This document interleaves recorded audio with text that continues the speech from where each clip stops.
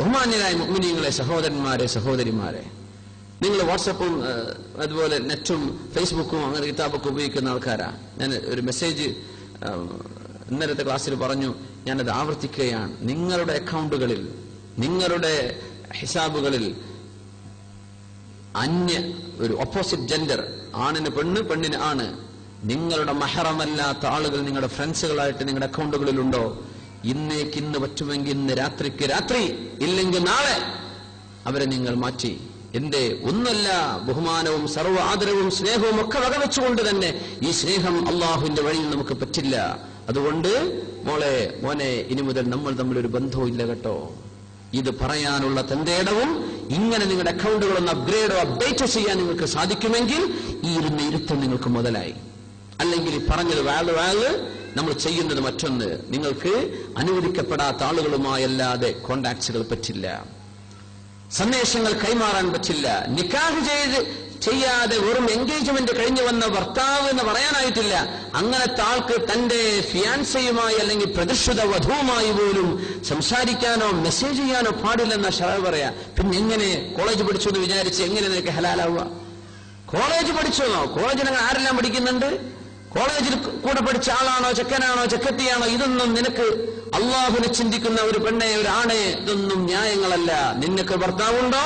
നിന്റെ ലോകം അതാണ്. നിനക്കൊരു ഭാര്യയുണ്ടോ? നിന്റെ ലോകം അതാണ്. കഴിഞ്ഞു. മറ്റേത് വ്യഭിചരിക്കാൻ ആഗ്രഹമുണ്ടല്ലേ? ശരീരത്തിന് ആഗ്രഹം കാണും, പിടിച്ചുവെക്ക്. എന്തേ? അള്ളാഹു നൽകാൻ പോകുന്ന സുഖങ്ങൾ നാളെ കാത്തിരിക്കാൻ. അത് ഇവിടുത്തെ സുഖം കൊണ്ട് ഞാൻ നശിപ്പിക്കണില്ല, വരാനിരിക്കുകയാണ്. സുബ്ഹാനല്ലാഹ്.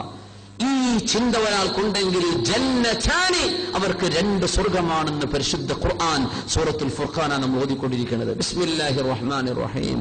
വലിമൻ ഖാഫ മഖാമ റബ്ബിഹി ജന്നതാൻ.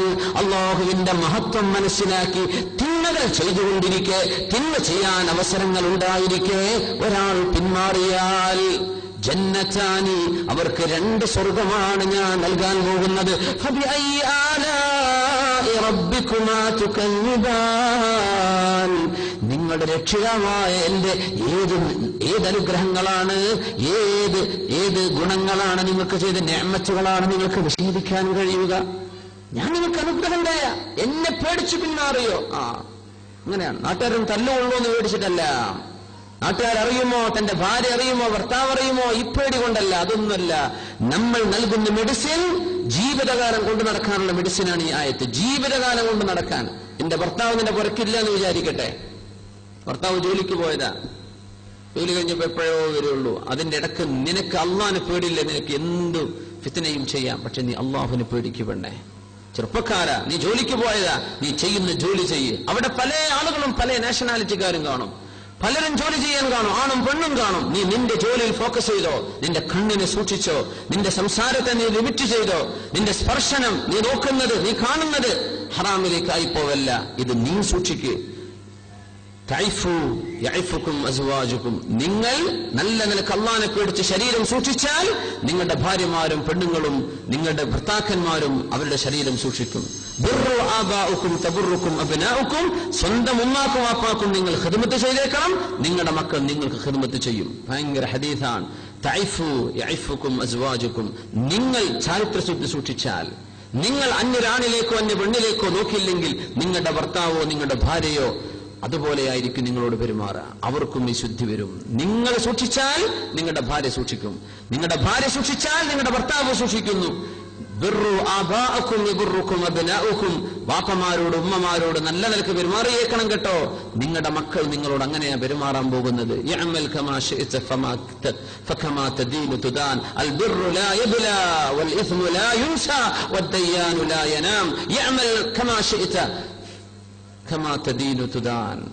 റസൂലുള്ളാഹി സ്വല്ലല്ലാഹു അലൈഹി വസല്ലം പറയാ, അൽ ബിർറു ലാ യബ്ല, ചെയ്യുന്ന നന്മകൾ ഒരിക്കലും മാഞ്ഞു പോകില്ല. വൽ ഇസ്മു ലാ യുൻസ, നിങ്ങൾ ചെയ്യുന്ന തെറ്റുകൾ ഒരിക്കലും മറക്കപ്പെടുന്നില്ല. അല്ലാഹു അത് മറക്കൂല. നിങ്ങൾ ചെയ്യുന്ന നന്മ മാഞ്ഞു പോകൂല, അതിന് അള്ളാഹു കൂലി തരും. നിങ്ങൾ ചെയ്യുന്ന തെറ്റ് അള്ളാഹു മായ്ച്ചു കളയൂല, അതവിടെ ബാക്കിയുണ്ട്. അള്ളാഹു താൻ അത് വിചാരണ ചെയ്യും. വദ്ദയ്യാനു ലാ യനാം, എല്ലാം വീക്ഷിക്കുന്ന തമ്പുരാനിന് ഉറക്കമില്ല, അള്ളാഹു ഉറങ്ങുന്നവനല്ല. യഅമൽ കമാ ശിഅത, നീ വേണ്ടതുപോലെ ജീവിച്ചോ. ഫകമാ തദീനു തുദാൻ, നീ എങ്ങനെയാണോ പെരുമാറുന്നത് അങ്ങനെയാ നിന്നോട് നാളെ പെരുമാറപ്പെടാൻ പോകുന്നത്. റസൂലുള്ളാഹി സ്വല്ലല്ലാഹു അലൈഹി വസല്ലം. അള്ളാഹു നമുക്ക് ബോധം നൽകുമാറാകട്ടെ. നമ്മുടെ ഉമ്മത്തിന് അള്ളാഹു ബോധം നൽകട്ടെ. നമ്മുടെ കുടുംബങ്ങൾക്കും ആൺകുട്ടികൾക്കും പെൺകുട്ടികൾക്കും അള്ളാഹു ബോധം നൽകുമാറാകട്ടെ.